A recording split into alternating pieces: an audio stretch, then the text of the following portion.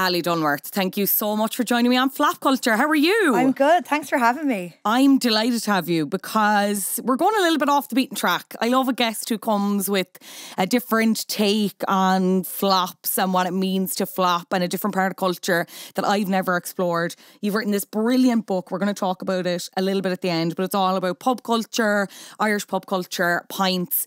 So you're coming to the table with, flops from within pub culture and drink flops from Ireland. I'm obsessed. Why did you come up with that? Well, I'm a long-time listener to flop culture, but I'm always really jealous because, in your head, you're always going, what would my subject be when you're listening? Well, I do. And I'm always amazed by how in-depth the subjects are. And yeah, this was just something that was in my head going, I think it would fit really well. And I think there's loads of them. And when I was talking about it, I did have a bit in the book about it, but I had to take it out. I didn't have enough room. But when I was asking on social media, what pub flops do you remember? People get very passionate about it.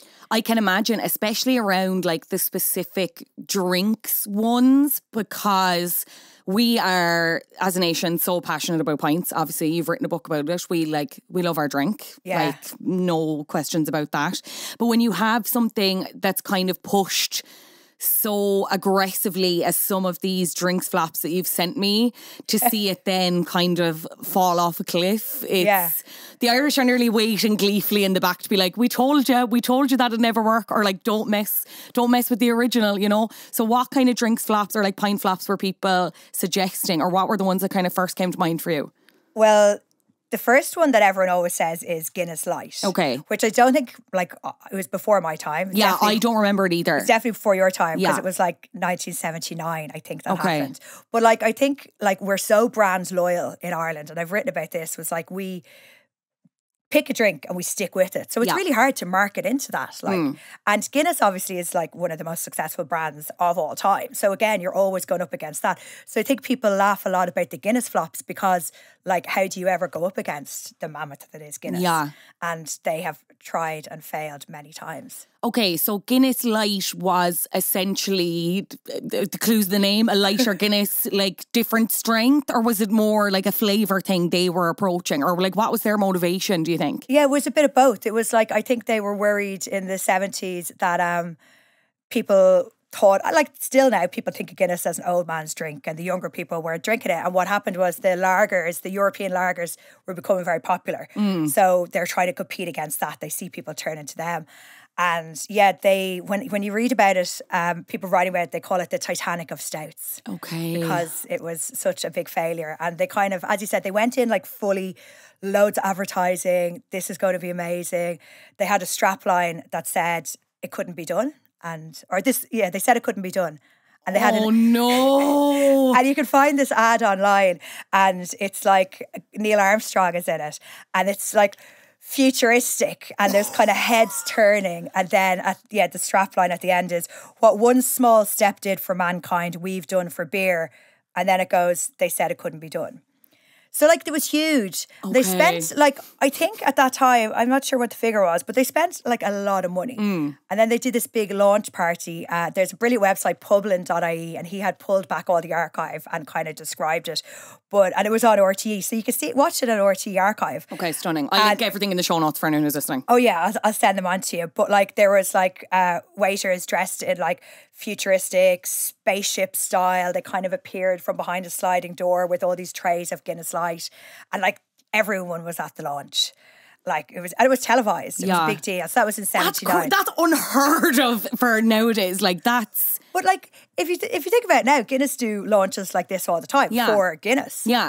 They're brilliant. There's always gigs on. There's always stuff on. So they were doing this early on, but it didn't work. I think that anyone who did want to drink it was kind of mortified about drinking it. Okay. So it was that afraid, we're so brand loyal, we drink our drink, we know what we want, and then you kind of be embarrassed to order it. Yeah. And I think back then there was still that division between what men and women drank, much more obvious than it is now. Yeah. So maybe it was thought of as a girly drink. Yeah. You wouldn't want to be seen, even if it was lighter. Because I suppose what people said about Guinness was, I'm still to this day, I can only have a couple of pints. It feels heavy. I don't think that, but some people do. Yeah. Incorrect people. Yeah. Well, I mean, it's not for everyone. Like, I can't drink gin. Okay. You know? Fair, yeah.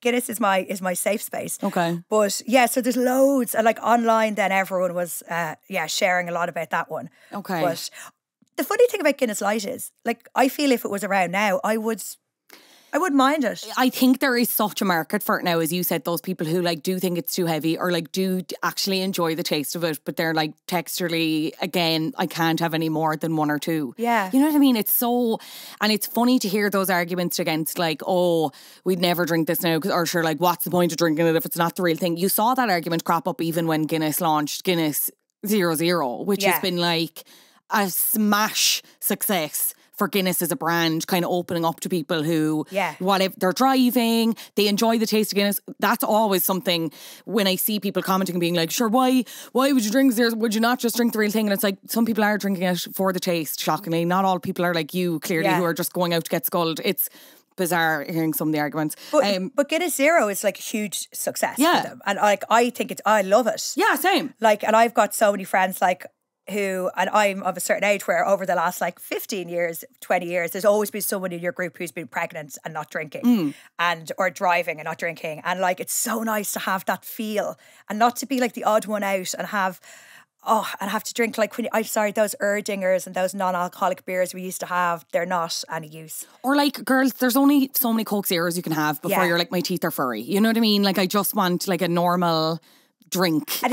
Like, it doesn't feel the same having like a fizzy drink in a pub as having and the Guinness Zero.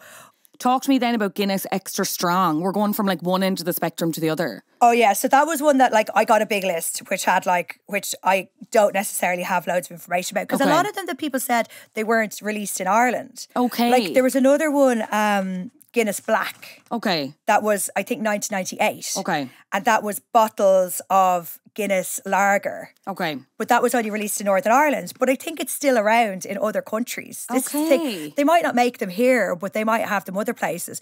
But the other one everyone was on about was Guinness Breo. Another one I've literally never heard of. Yeah, and again, was probably before your time. Now, the Guinness Black was... The Guinness Breo was 1998. Okay. So that was around the time I started going to the pub. Okay. I don't remember it, but the people who do remember it like very, very vividly. Okay. So again, Guinness were feeling threatened by the lighter style beers. I think this is like, I would have been drinking Budweiser then. It was all about the American light beers like Budweiser, Miller, Coors. You know, I don't know if Coors had arrived on our shores just yet. But I think Coors is mine, Coors Light. But like we thought they were advertised so well. Yeah. And like we loved everything American. But you also had the European beers again getting popular. So they brought out this Breo, which they say was a kind of cloudy, citrusy beer. And they wanted to call it a pint of white. So as opposed to going in and saying, the black stuff, I'll the have white a pint stuff. of black. Okay, You'd say, I'll have a pint of white. So Breo meant glow in Irish. Okay. And they said they designed it for like the modern Irish man and woman, the yuppie go-getters who didn't have time to down the pints, who didn't want to drink a load of heavy pints of Guinness. And yeah, they put it in all the, because they have taps in all the pubs. So they would have put it in like all the pubs in the 90s. And again, they would have advertised it. Same with Guinness Light. Like when they went in with everything. So you would have had the beer mats, you would have had, the bar mats, you would have had the stickers, the taps. Like they go all in with the branding. Yeah. And yeah, but I think it was a hard sell because again, if you're going to drink Guinness, you're going to drink Guinness. And if you wanted to drink beer, you were going to drink... It's really interesting to consider like a stout ever feeling threatened by a lager when like they are fundamentally such different drinks. Do you know what I mean? Yeah. Like it's just even before you came in here, producer Adam, when I explained what we were doing, like he mentioned Guinness Extra Cold, which I think are extra cool, which is still, Adam said it's still on sale in the UK, which was like obviously a thing where it was like, the British people won't drink Guinness because it's too quote unquote warm in comparison to like a lager. So we need to make it colder, but it's just, they're fundamentally different drinks, like mouthfeel, flavour, everything. Yeah. And the Guinness Extra Cold was another one. I remember that. And I remember another one that came in a bottle that I couldn't find any evidence of it because they're kind of good at, I think, covering up a lot of it. Like you won't, you probably, I don't know if... Sorry about this podcast then. We will all be reminding you. Sorry, Guinness, I still love you. You're on the front of my book. Yeah. But like, I don't know if there is a section in the storehouse that is like the Guinness fails.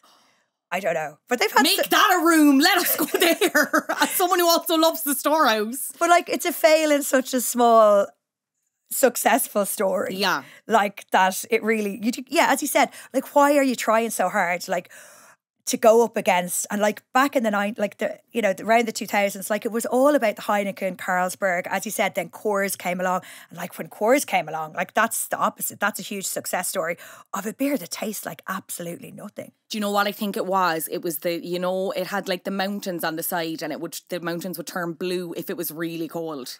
We fucking love a novelty, girls. But also the confusion of when it came out, like Coors Light. Like, they never specified if it was light in calorie or light in booze. Yeah. So the girlies were just like, oh, a light beer. But like, Guinness is only 4.2%. So it's actually light in alcohol when it comes to a lot of the other premium like drinks anyway. Yeah. So we don't think about that. But yeah, and like there was a lot of those. I know someone sent me a picture of like a Budweiser extra cold with the frozen taps. Yeah. And we loved them. And there was a stage. Oh my God, we loved them in a pub. There was a stage then when like those pint glasses came out that had like the sandstone etched in the bottom. Yes. And it would make your beer extra fizzy. And like, there was always, I don't know, and I think we really clung to, like, we're so brand loyal and we love marketing as Irish people. Like, I think we really buy into it, especially when it comes to booze. It's probably harder now because you can't advertise as much as you could back then. But back then, when something new came on the market, you felt like it was everywhere. It was everywhere, yeah. And one of those was, and you remember this one, Bulmers Pear. Yes. I can still hear the voiceover from the TV ad, and when you said it, and like, they're putting it forward, like, it's so delicious, and I'm sure it was. I'm not a massive cider person, I'm going to be honest. Like, again, drank it a lot in young adulthood, and I don't know, I can't now. But it was only when I was reading your notes about like why people maybe didn't respond to it as well, it all came flooding back, pardon the pun, potentially. Talk to me about Bulmers Pear.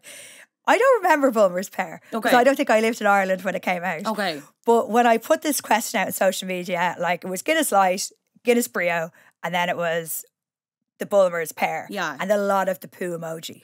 And I was like, what's this now? Like, what's going on? What's happening? And everyone was just like, Google it.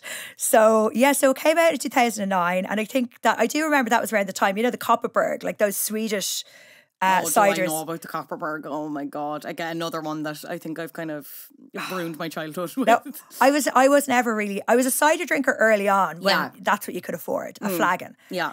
But like, I've never been into Bulmers, always thought it was real sugary. But even that's wild in Ireland, that like we've only ever drank one kind of cider. I know now you have Orchard Thieves and Outsider. Yes, Outsider, yeah. Yeah, but they're all kind of the same anyway. It's not like when you go to England and like on tap, you've always got that lovely dry, like Aspel's, which is like, it's in every pub in the UK, but it's delicious. It's like dry and not sugary at all compared to what we drink. But anyway, back to the Bulmers Pear. So they launched in 2009. They did loads of sponsorship. Like when you Google it, like that's what comes up in the news stories is it's sponsoring comedy festivals. It's sponsoring music festivals. So they did loads of radio shows. They really got it out there. But then people started drinking it. And then back then it would have been boards.ie for your updates on what was happening. And the rumours started going around that they had put laxatives in the drink to discourage people from binge drinking. Oh, God. The pears were not agreeing with people, girls. The pears were not agreeing with people. There were so many stories. So, like, I found this thread. Can I give you some of the oh, absolutely, please, yeah. Some of the posts. So, Kem wrote on boards.ie, tried the new pear Bulmers last night, loved the taste, etc., but don't enjoy the side effects. Spent most of the night in the jacks, and it wasn't my head in the bowl. Quite tame. Yeah. Then the stomach was like a bubble machine gone nuts. After the third pint, it was like pulling the pin on a grenade. Is it an evil joke by Bulmers? Oh my God. Stop. And then I found like this guy who, a blog from around then, the Felix Barry Files. Okay. And he took this thread and wanted to take it on. So he did a test for his readers and bought a punnet of 8 pears. Okay. And 8 cans of Bulmers cider. Okay. So he ate all the pears in one go. Yeah. So he had to eat all the 8 pears and then he ate them all and then he ran to the loo. Okay. you know, pears, lots of fibre. We know that. That's what you reach for. Pears, prunes, they're good for you. Yeah. But then with the Bulmers Pear, it was only after he had 5 cans that he had to run to the toilet. Oh my God. So, science. There you go. Yeah, so he was there. And Thank then you, Felix Barry, for your hard work. Wherever you are now. Wherever you are. And then there was more. There was like, Super Furry said, had 6 bottles last night, ended up coming home because it was so bad, just pure liquid coming out. Oh my God. So then one of the Irish Mail, I think, did a story on this, and they asked Bulmers, and they said they would take the complaints very seriously. Someone said Bulmers Pear contains a significant level of high quality pear juice like prunes, plums, grapes, pears contain naturally occurring substances which, depending on the quality consumed and the sensitivity of the individual, may not agree with them. So, I mean, I don't think it lasted very long. And that was the end of that chapter. Poor Guinness Pear. Like, to argue that as well though, like, pear isn't a hugely flavourful fruit anyway, no? Oh, it depends on the pear. Okay. But just like, thinking as a drink, even in comparison to like an apple cider, you know, it's... But I don't know if you'll remember back to like, there used to be Perry. Do you remember Ritz? No, I don't. Do you remember Ritz? No. So like back in the day when we had, like we still have terrible licensing laws, but I remember sometimes the only places open late were like Legs. Yes. Okay. On Leeson? No. Nassau Street maybe? It's down there around the side of Trinity. Yeah. But like they were wine bars. Yeah. So they couldn't sell like beer or spirits. So what you'd buy was a bottle of Ritz because it was Perry. So technically they were allowed to sell it. Yeah. So if you're going out late at night, you'd be drinking bottles of Ritz. Okay. And they were kind of like, they were always like, I remember when I first worked in the pub, there'd be a lot of like older couples that would come in and he'd have a Guinness or a Smithwick's and she'd have like a Ritz with, you know, the long glass poured over ice. So I suppose they were the precursor to the Bulmers Pear. But like, I don't know if you still get Ritz these days. But yeah, the Bulmers Pear, I don't know if it ever came back. And like Bulmers, what a success story. Like they haven't changed anything. What I always find fascinating about Bulmers is you go to an Irish pub and you get 3 versions of it. Yeah. The Bulmers on tap, a pint bottle and a long neck. Like there's no other beer that you're walking into the bar and you're getting offered 3 versions. You're having 3 options, of the exact same thing. But is it just the thing of like, if it ain't broke, don't fix it? Even going back to the Guinness thing where it's like, what you do so well and so classically and so simply, why are we trying to confuse things? Especially when you have that brand loyalty, like, and there's as much brand loyalty to Bulmers as there is to Guinness. Like, why? I get what you're trying to do, nice new flavour, whatever.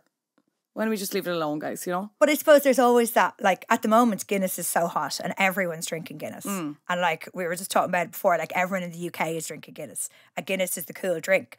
But like, in like 10 years' time, it might drop again. And then that's when you're like, okay, what's next? What's next?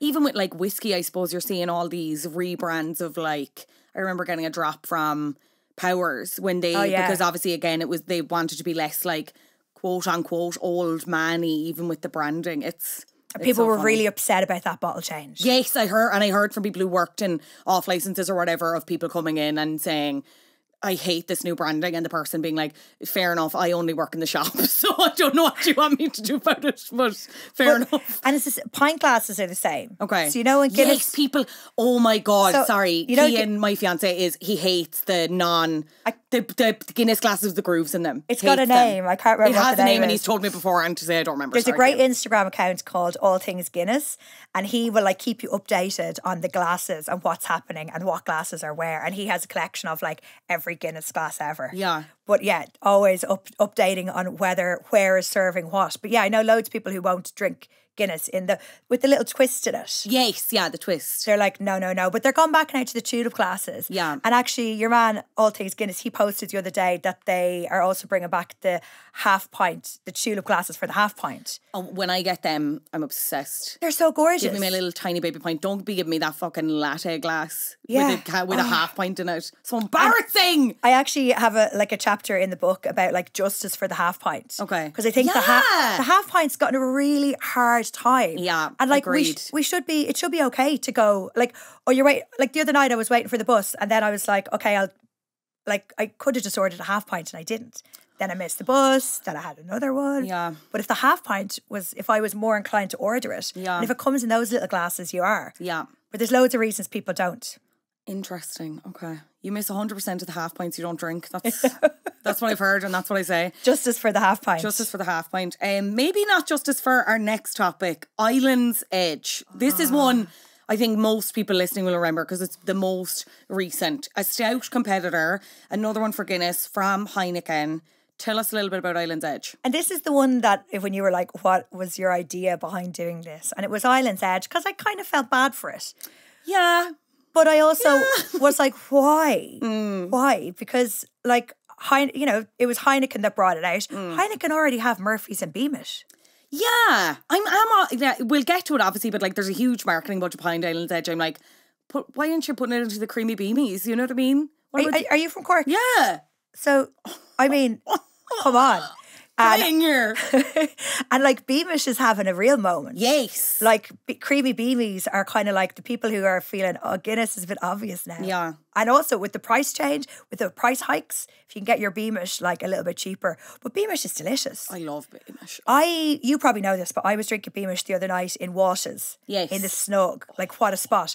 And I was with my friend Tom and he was drinking Guinness. And we ordered it and the barman was like, a home and away. I was like, sorry, what? So that's what they call it, a home and away. So Guinness is home, Beamish is away. So then, of course, we thought we were great. We said we'd stay in the Snug because every time they looked over, we'd nod and go, home and away. Home and then you really feel like you're a local then. I'm obsessed with that. Secret language. So cute. But yeah, so Beamish already has, like, Murphy's has a great reputation. Yeah. So does Beamish. Yeah. So, like, Island's Edge, they apparently spent 20 million. Oh my so can you God. imagine if they spent that 20 million on Beamish? Yeah. Like we'd be sitting here now talking about Beamish. We'd all probably day. be drinking it, yeah. I'd love it now. It's lovely. But anyway, Heineken decided in 2021, for whatever reason, they were going to launch a brand new stout, Island's Edge. Already the name feels a little bit like, I don't know, Wild Mountain Thyme. Like, yeah. twee. It's a bit, twee is the perfect word, I think. Like just Irish, you know? Yeah. I already. Island's Edge. And like they were brave because, I mean, Guinness has 90% of the stout market in Ireland. So they were going in like, okay, we're going to. Okay, we have to admire the bravery then, you know what I mean? Courage. Yeah. Courage when you're facing up against those stats, I mean, why not? People, actually, another one just popped into my head we'll talk about in a second. Okay. But it was like, but their marketing was, they pitched it as, it's better, less bitter. Okay. So you're marketing to a country that loves Guinness, that thinks of Guinness like as a national product. You know, we think of it as our own and you're straight away slagging it off. Yeah. So you're not saying it's better than Guinness, but you're trying to say it's less bitter. And like Guinness isn't bitter. It's only bitter if you drink it wrong or you have, a bad pint. But like, they said on their website, Irish people love stout. We just don't always like the actual taste of it. Well, that's not true. The most common complaint being that sometimes it's too bitter. But again, that's not from the 90% that we've just talked about. Like That's you're for trying, that's to appeal to the 10%. No, like that's the 10% who don't drink it. I'm not good at maths, girls, because I'm doing a podcast clearly. But like that's the math ain't math in there. You know what I mean? Like, no, that's the wrong approach from the off. And they did that ad where they filmed it in Hogan's. Do you remember? It was like, oh, you should tell people what you're really thinking. Everyone's being really honest tonight. Yeah, it was this real like it just fell flat. So I will say we remember it. So I'm like, is that what I'm going on? I don't know. Anyway, because it was annoying. Yeah. And you're like, this isn't. It didn't convince me. And I remember, and that's what I posted a picture of the other week. They were in I was in the Tolka House, a good Guinness pub, and they were giving out. Love Tolka House. They were giving out little small pinteen glasses of Island's Edge for you to taste. And again, that's not going to work because side by side comparison, you're like, I'm going to stick with the Guinness. Now, I did have a night on Island's Edge and I didn't mind it. I was at a gig in the Point or whatever it's called now, the Tree Arena. And that's all they had on tap. And I drank it and I didn't mind it at all. I had it and I was like, it's fine. Would I choose it over Guinness? But No. Murphy's or Beamish, I will choose over Guinness in certain circumstances. Yeah. Like that. In Walsh's, they have Beamish. I'll drink it there. Yeah. The Harold House, the Beamish is lovely there. Okay. Like there's a few pubs. And obviously if you're in Cork, like you're not ordering Guinness because you'll offend them. Yeah. Yeah. Truly. But yeah, so Island's Edge, I think lasted 2 years before they folded. Yeah. Now, my internet sleuths on Twitter will say that it's still being brewed, but just not necessarily available in Ireland on tap. Okay. Which you find with a lot of them. Like when I was writing the book and I was doing this brand loyalty chapter and I was trying to find out what happened to the drinks we used to love. Like Furstenberg was a pint that actually a lot of people talk about. Okay. Now, again, Furstenberg was really popular in the 90s. I think I just missed it. But that's still available in cans. Okay. And like loads of stuff that was on tap, like Carling, like Tennent's, like they're all on tap. Or they're all it's still available in cans if you go to certain off licenses. But yeah, just I mean, you know, it's prime real estate, the taps in an Irish pub. Yeah. So you can see why there's always that battle to get on there. Battle of the Pints. But another stout that I hope continues to be a flop is Forged. I actually don't even want to say the name of it. I mean, I agree. Having never tasted it and never will. You know, what they did a big campaign a few months ago where they decided to send out a press drop of Forged Irish Stout to a lot of people. I received it. Now, you know, you get press drops like someone's meant to contact you beforehand and ask you if you want it. Yes. And you say yes or no. That's GDPR, girls. Any of the PRs listening, you need to contact people. I did not get contacted and I was disgusted because I would not be a fan of this stout and I would not be a fan of the man who makes the stout. Anyway, arrived in this big box with like glasses and t-shirts and all this paraphernalia and a couple of the cans. And I was like, what is this? So I put it on Instagram and kind of blacked it out and said, kind of a bit pissed off that I got this. Did anyone else? Well, the flood of it into the inbox happened to so many people.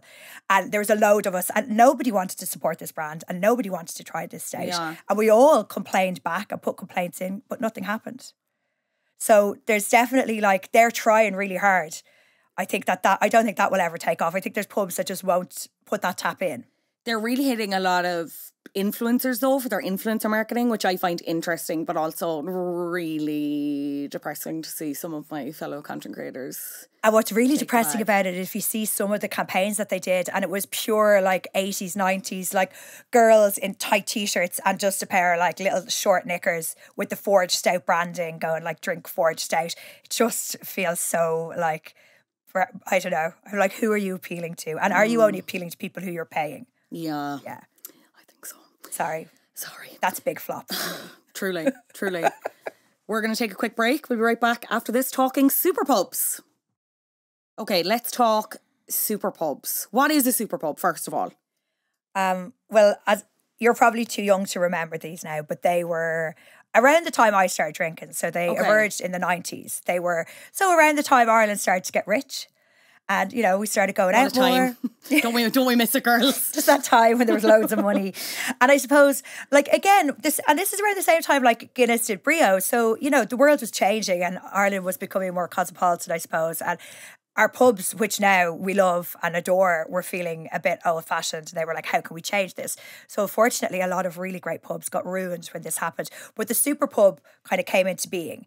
And they were like in Dublin, if people will remember, there was like Cafe and Sen, Samsara, Ron Black's, and they were all at Dawson Street. Break for the Border, which really, is it still there? I think it's closed. I'm 90% sure it's closed. It's something else now. You had Zanzibar, you had Bad Bob's. Bad Bob's still around. Still on the go, I think. It's rebranded. Yeah. Howl at the Moon. Howl at the Moon. I think that's now, is that where the Leinster is now? That new fancy, it's around there. It's over that direction anyway, Howl at the Moon.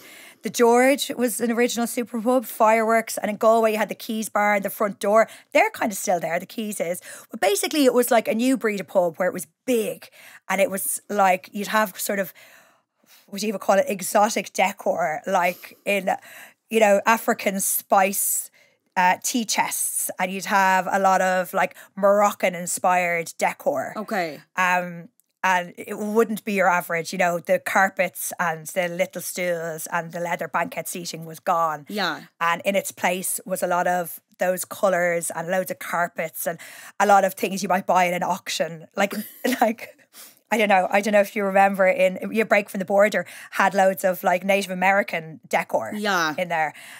So bizarre. And Zanzibar was very much like I think like Moroccan style. So they were exciting. It looked cool, but they were bigger spaces as well. You'd kind of make space for a dance floor.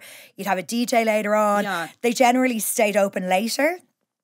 So it obviously had to do with the licensing laws changing a little bit as well. But they kind of took over. And what was great about it was like before you might have gone to the pub and then you had to find somewhere to go out afterwards. You know, like I was in Maynooth and we'd go to the pub and then there was a disco in the Glen Royal. And we'd go down there. And the disco back then was just the function room with a DJ. And that was it. But like when it came super pub time, they then changed that disco into like this very elaborate place with these kind of fake rocks everywhere. And like you'd find waterfalls in places. And yeah, I don't know if you remember, this was a nightclub, but the kitchen was a nightclub that had like a moat around the dance floor. Oh my God. So like you'd be stepping into it the whole time.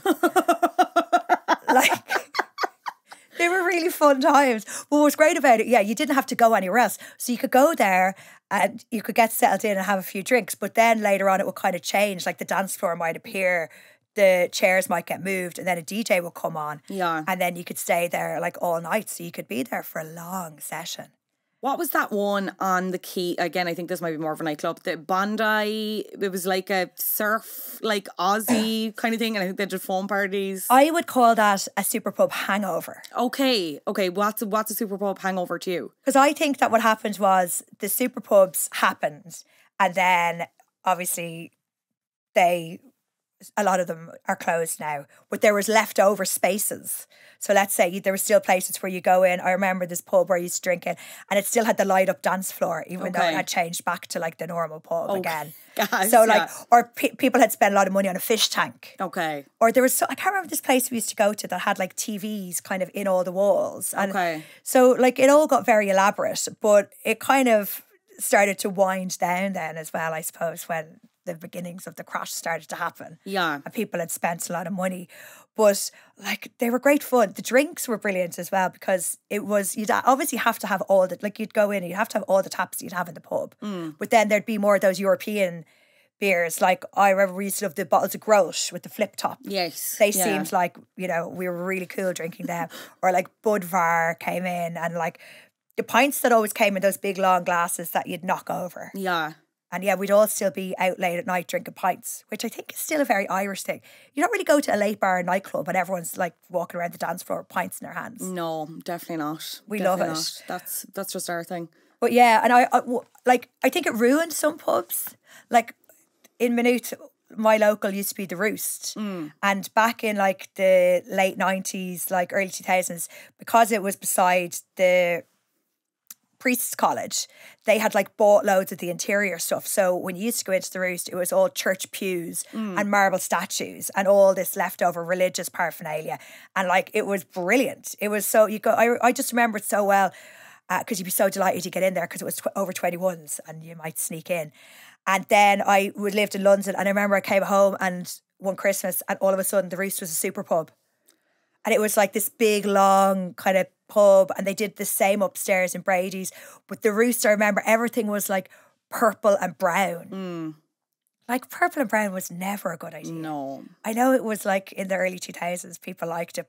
And that pub, in the Roost, they only kept one little corner and still one little corner is like, we call it the old man's part. Yeah. And then the rest of it is still like, could be any pub anywhere in the world. Yeah. But I suppose they have a space there they want to pack with students. And maybe the stuff I want, like turf fire and stools, isn't conducive to that.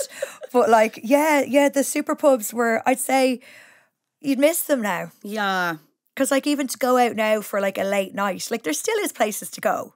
Yeah. But not as many. I think it speaks more to the issues we still have with our licensing laws and how much Ireland refuses to invest in nightlife and kind of view it as culture, especially you have the aftermath of the pandemic and stuff like that and places not being able to recover, which means like every day we're waking up and places are closing. So you're more and more limited as to, I even think about when I was going to college and like the nightclubs that we had available to us to go out, like Dandelion, Alchemy. I'm not necessarily saying these were good or bad or anything in between, but like they were there. At least we had choice, you know.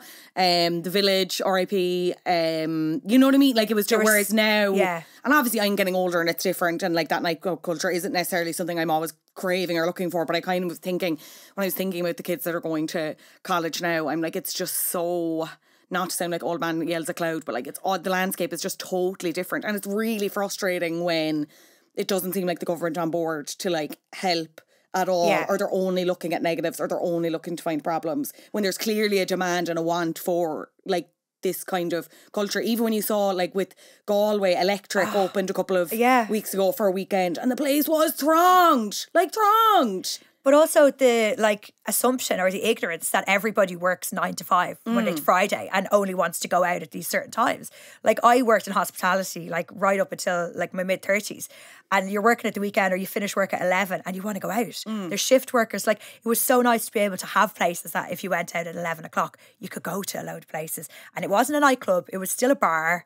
There was music if you wanted. You could sit and drink and chat, or you could dance. Like the super pubs, they were pretty good, but they were definitely another era, I think. Yeah, for sure. But yeah, it's unfortunate that it's fortunate and unfortunate they were a flop. Yeah, because I think now the pubs that didn't go near the super pub, it's great that they are still as they are. Yeah, and like I think we want to do more to protect them. Yeah. I don't know how we're going to do that, but yeah.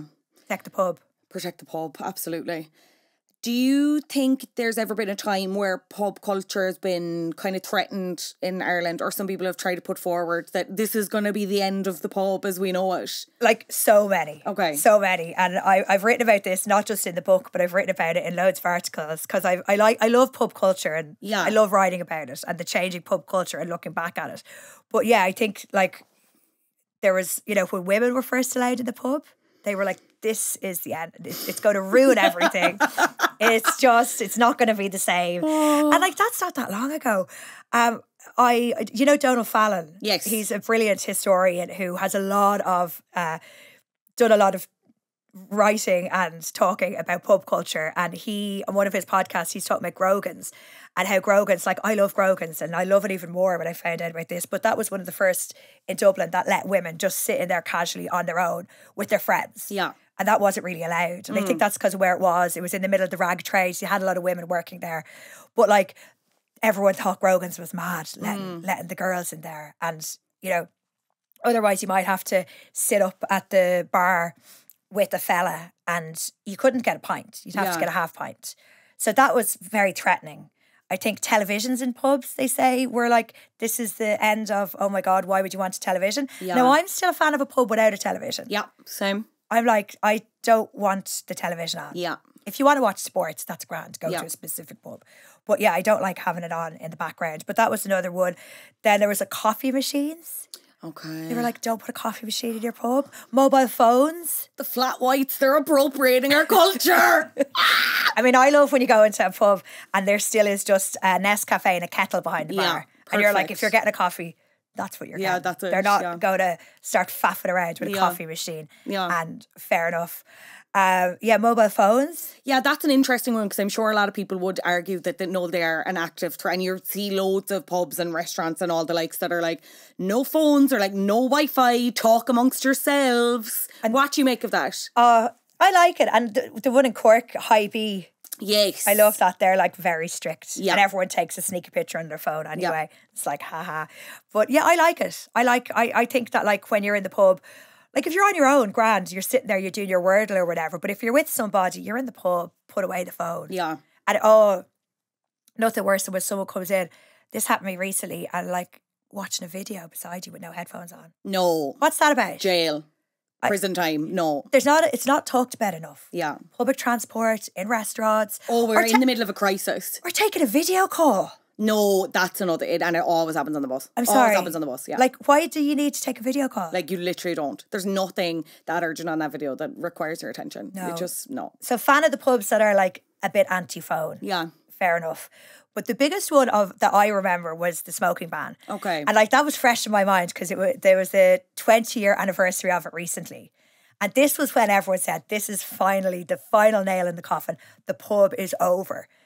And it kind of was a little bit for a bit. It did affect the pubs a lot.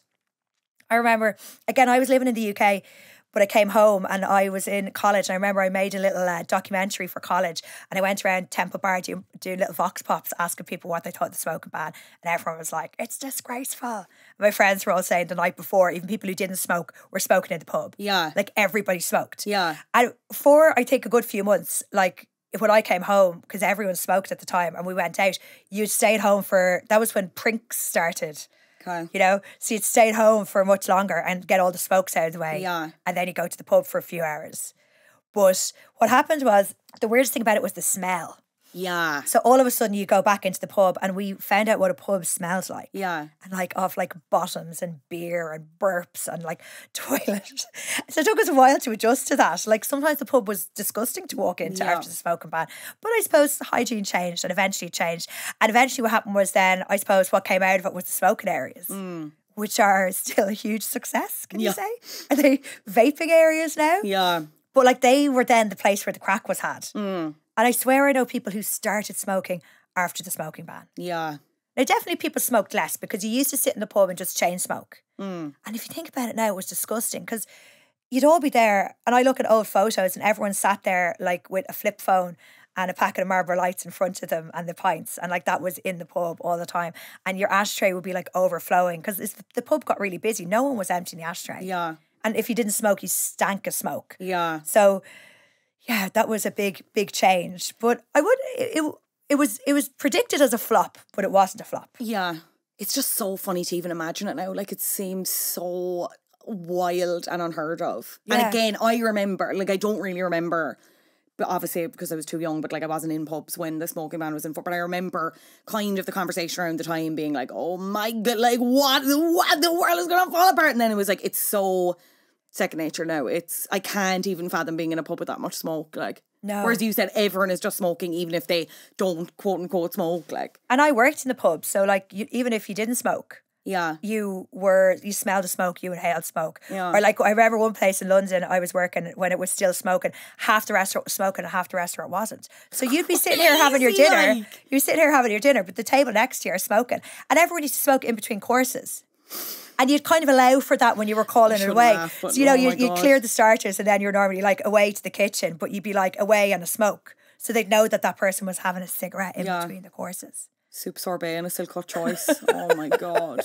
Oh my God. But like the pub has weathered all those storms. So like, I mean, there's always going to be more. Like at the moment, it's the price of the pint. And because...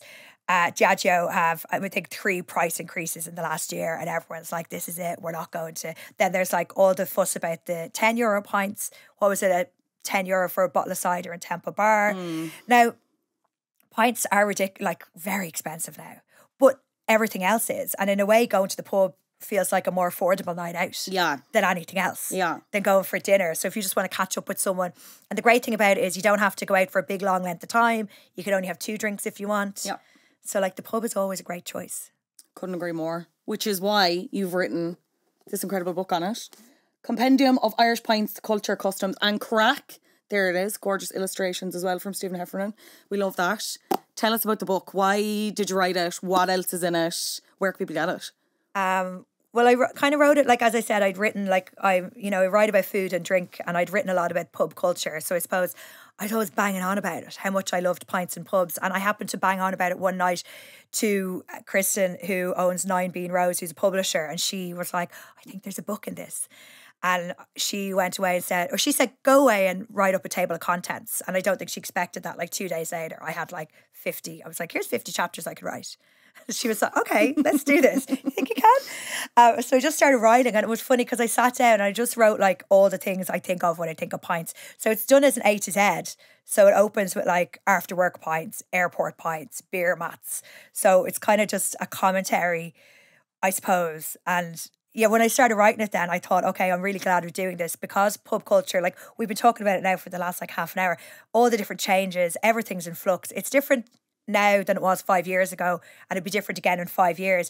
And to capture it at a time now when I still love it and I'm very much still part of it, I was really happy to do that.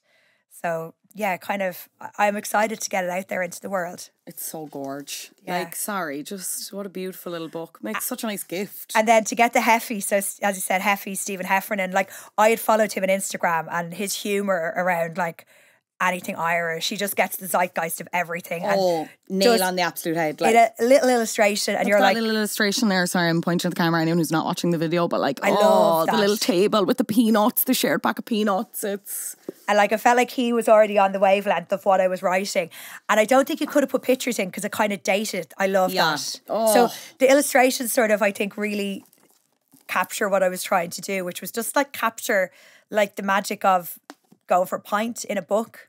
Yeah. It'll never be the same as going for a pint. Still go for the pint. But Go for the pint. Bring the book with Bring the you. book. Yeah. Bring the book. I love Peter's Pub for a pint and a book. Yes. Yeah. That's great. And there's lots of still. Peter's Pub is a great example of like, I just want to like, I want those pubs to last, and I'm worried they're not going to last. Yeah. Places like that. Yeah. But then the city seems to be okay. Like if you go on any like night of the week, like they're all heaving. Like the proper old school pubs. Yeah. Like we were talking about Walsh's earlier, like heaving all the time. Yeah. And like it's great to see it. It is. There's a want for it, I think. Yeah. Gun to your head, quick fire question, favourite pub. You have to answer. Okay, I'm being nasty. I don't have a favourite because it's like asking about a favourite child. Yeah. But I'd say probably what tops a lot of my list all the time is the Gravediggers. Okay. Like I love it. It's so old school and historic, and like you'd never get a bad pint in there. And I like the way it's like still half locals. It's really touristy, but like, and it always feels like a little find. And if you bring someone there and they've never been, they're like, this is amazing. They're living for it. It's hard to just have one pint in the Gravediggers. Yeah, that's for sure. Ali, it's been such a pleasure. I will leave all the links to the book below if people want to get it. But where else can people find you should they want to? So mostly on Instagram at Ali Dunworth, and also on Substack, The Kitchen Press. But they're all linked on my Instagram anyway, so you can get like the book is there, links to buy it. But it should be in all the shops from May the 7th, Tuesday, May the 7th. Yes, so go pick it up. Ali, I'll see you in the pub. Thank you Brilliant. so much for joining me on Flop Culture. Thank you very much.